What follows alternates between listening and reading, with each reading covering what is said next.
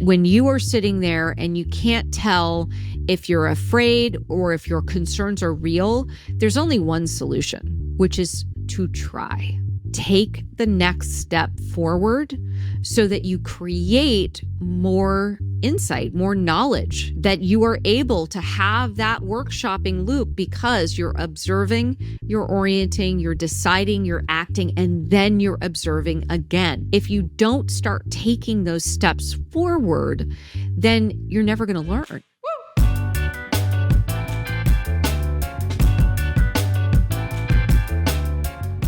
Hi, I'm Gina Bianchini. This is People Magic, where I am going to show you just how easy it is to build a $1 million community. Hey, Gina. I've been mapping out my community for a while now, and one of the things that's keeping me from going live is I don't know if it's my passion, but I know that it's a fire idea. The transition and ideal member I'm focused on is quite sad, so I'm curious. Am I getting cold feet for fear of failure, or am I not excited to be dealing with heavy subjects super often? How can I tell the difference? It's a great question. Where I go in hearing that is it a transition that people need? Like, is this a community that needs to exist in the world? And if you are looking at it, so I heard a couple of interesting things in there. So number one, it's not my passion.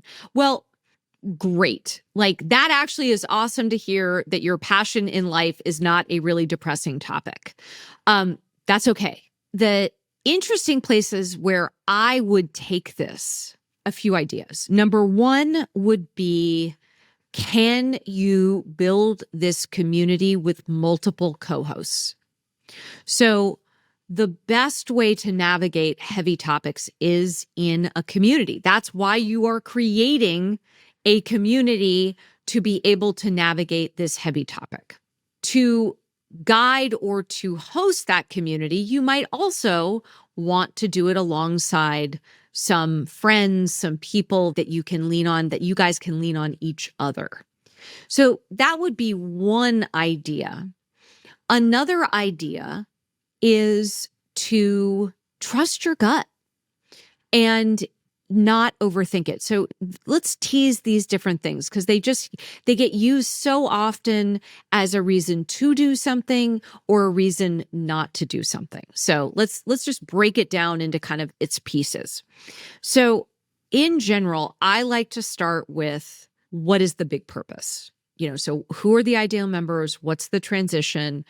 What will be their best year ever? And those are the elements that go into the big purpose. We bring together, who you bring together, so that we can have our best year ever, which typically means navigating a transition, in this case, a heavy transition, which by definition will probably help somebody have their best year ever if they're able to get out of a dark place into the light. As you sit with that, listen for the fears. So I was having a conversation with an amazing creator the other night in Los Angeles, and she had been putting off launching her community, launching her membership. And there was always a really good reason for it. And there was always, like, she was really busy. And I sat at the dinner really listening for, is this a fear-based thing? Is this a time-based thing? Is it real? Is it fake? And finally, she said out loud, she's like, I am afraid I'm going to launch it and I'm only going to get a modest reception. And then I'm even in a worse situation than I am right now, because I'm really busy, but at the same point in time, I am going to be responsible for something that is only kind of mediocre. And then I also listened for, how busy is she? How many different priorities is she juggling? And then thinking about those, just the amount of time she has to dedicate to something, where her intention was, what brought her energy versus what took energy away. It was really interesting. So where she got to was, I feel the most energized when I am teaching, when I am guiding, when I am helping people meet and build relationships with each other such that they can apply the concepts and the things that I have learned and that I want to offer as a gift to other people to be able to have their most successful careers in the area that she's working. On the flip side, she said, I'm really busy. I'm looking at my email inbox. I'm looking at my email inbox and it's making me sad. I feel overwhelmed when I'm just looking at my inbox. So here's my assessment and what I offered that in that very specific case. And the reason I'm kind of going into this detail is because it's really hard to, again, parse trusting your gut and powering through to do the thing that, does require a bit of risk, even if it's risk of failure in our own head. So number one, I said, don't launch this right now. You are absolutely going to launch this, but don't launch this right now. Let's first take care of the acute problem, which is no one should be sad when they look at their email inbox.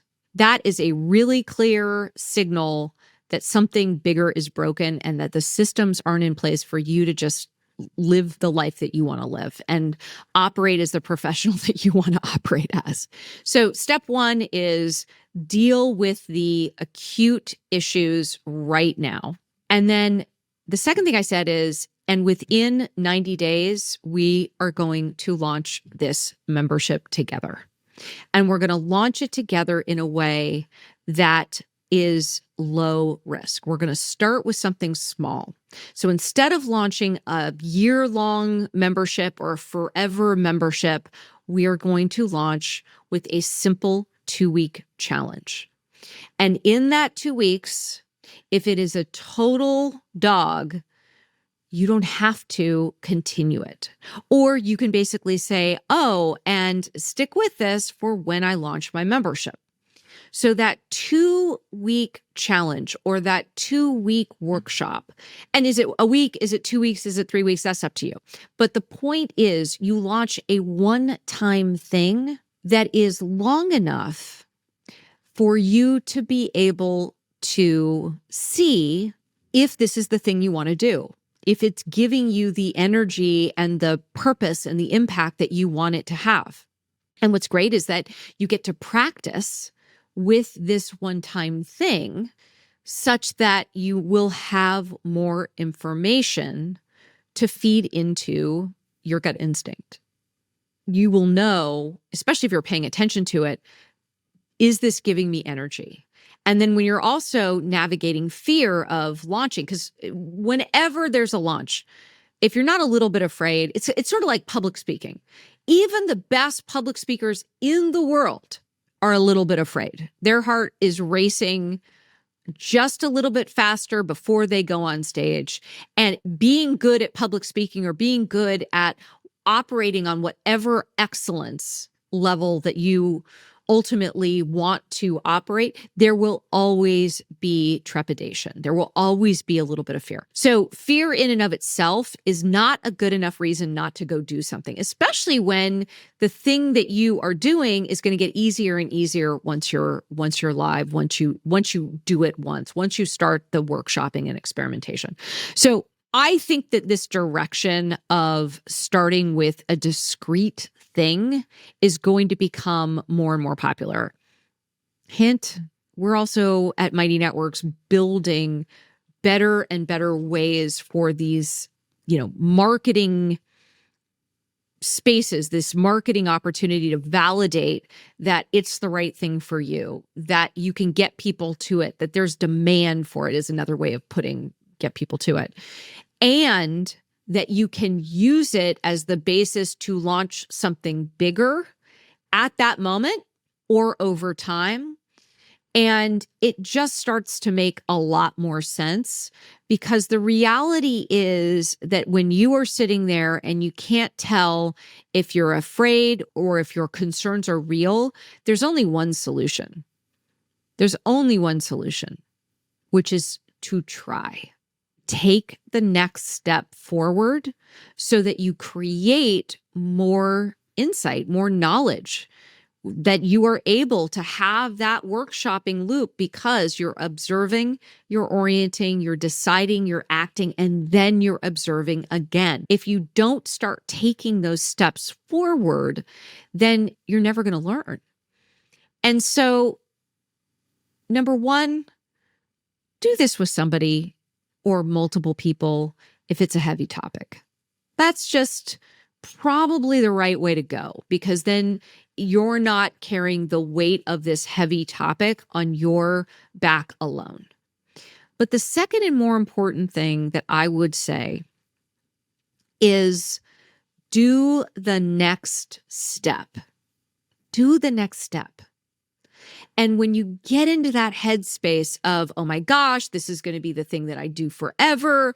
Do I want to do this forever? Does helping people through a hard time bring me joy? Is there enough laughter? Is there enough energizing feelings in what I'm doing and how I'm doing it? You won't know until you test it. So do a 2-week version of it. Do a one-time event.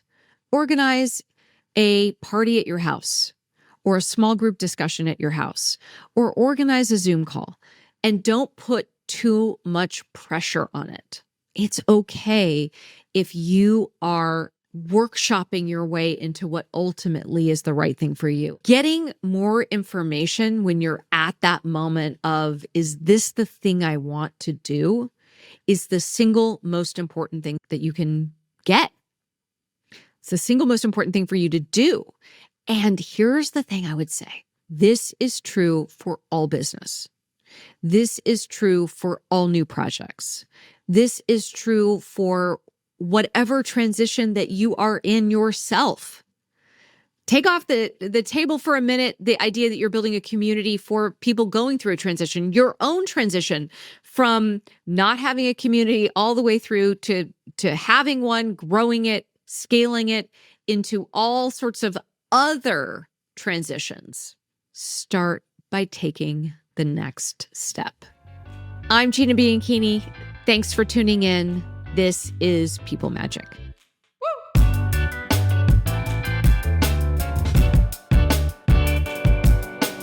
Thank you for being a part of People Magic. If you want more of a deep dive in any of these topics, but certainly having the framework of People Magic Profit, head on over to the website. The link is in the show notes. Have your own burning question about creating people magic? Well, I want to answer it. So here's what you're going to do. You're going to just drop your question in the review section wherever you're listening to this podcast, and keep tuning in.